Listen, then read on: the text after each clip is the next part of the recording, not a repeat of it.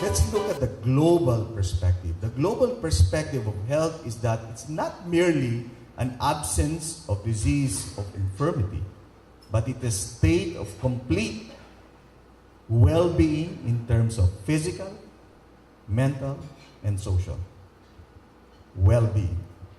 It's not an absence of disease. I'll get my point later. Let's look at how we're doing. This is a survey conducted by Ramona in 2013, published in the CEO magazine.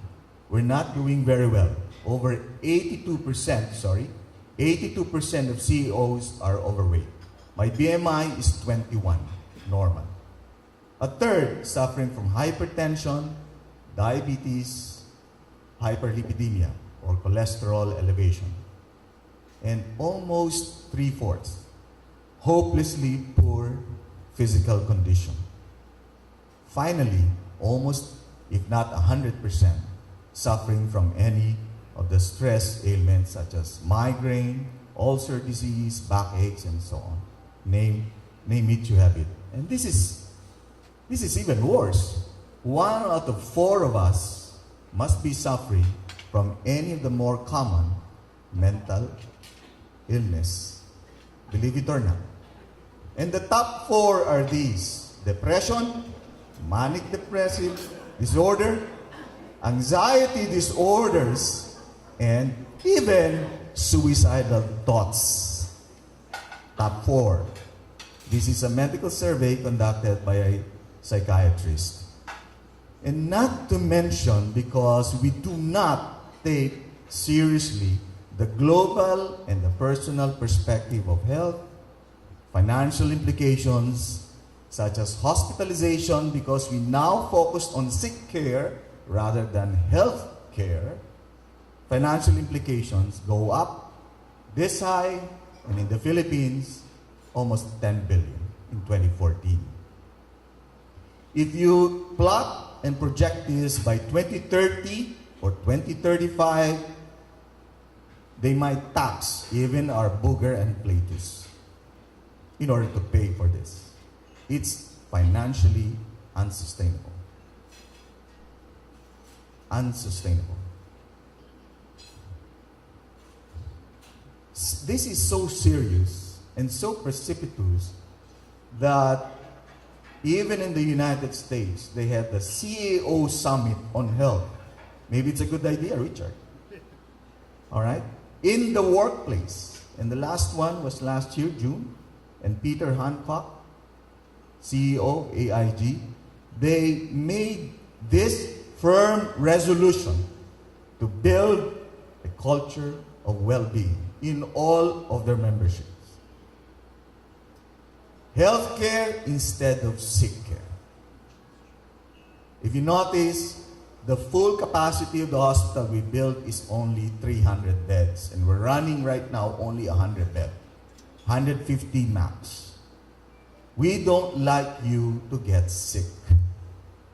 We'd like to take care of you and move you out of the hospital, or even not reach hospitalization status if possible. Why? Why is it that we would like to change the paradigm? It is because of these reasons. There's higher employee engagement and loyalty, improved productivity, effectivity, and even business results. And these are data. I didn't have the time. I actually have about 67 slides to prove all of this, but I don't think your time can accommodate this. Higher sales, more innovation, lower turnover, less sick leaves, and so on. Finally, prevents onset of illnesses. Many of us CEOs believe that we are invincible. We're not going to get sick. I just lost a CEO yesterday due to what? Unresectable pancreatic cancer. When this VP came into my office and I saw the CT scan, I had to break the sad news. There's no way I can help you. So he had to move over to palliative care. VP, 43 years old. This is where we partner with you. That's why the medical city clerk or any of the medical cities, we are your partners. This is the way, this is the meaning of that partnership. Whether you use the facility, which is the ambulatory surgical center, which is outpatient facility located in Berthafield, or the one in GGDC, which is the hospital, this is the partnership.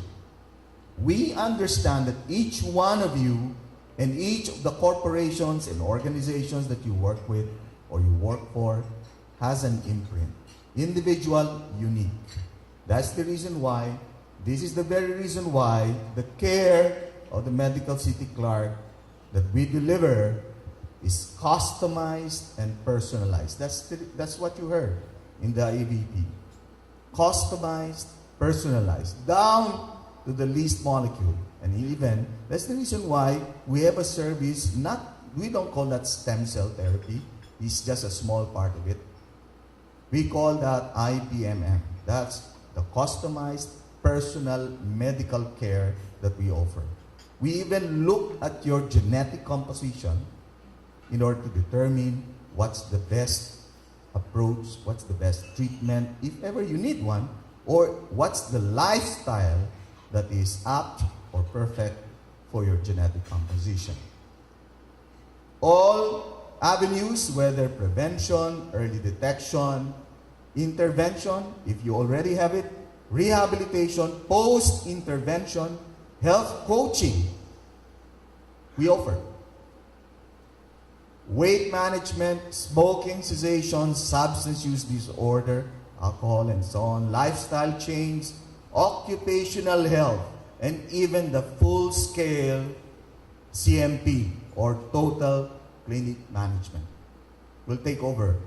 After all, that's not your core competence.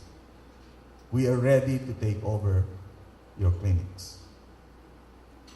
We partner with DOLE, we partner with DOH, we tell them we can go.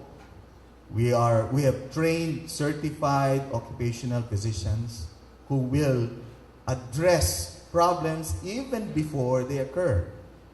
Our friend Lars here talked about millennials. Did you know that the millennials, we're taking care of about 30,000 of them right now, from BPOs and non-BPOs as well.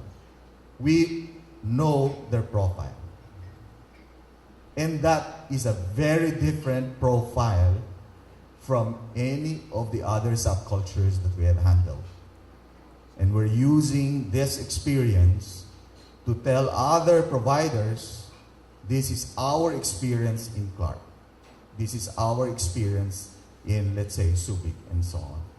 We're seeing that in our experience that the various profiles of millennials is really way out of the time when we were taking care of the young ones some, let's say, 20, 25 years ago. This is the partnership. By the way, if we have mental illness, don't worry, because the great psychiatrist from Tufts University said that in times of crisis, mentally ill leaders can see what others don't. They seem to be seeing something different. If everything goes well, a mentally healthy person functions normally. Everything flat and smooth. But when crisis comes and tumult comes, those who are mentally abnormal, even mentally ill, become the greatest leaders. We might call this the law of inverse sanity. Whether we belong there or not, it's up for you to judge. We will help you nonetheless, but we believe in your leadership. Thank you very much.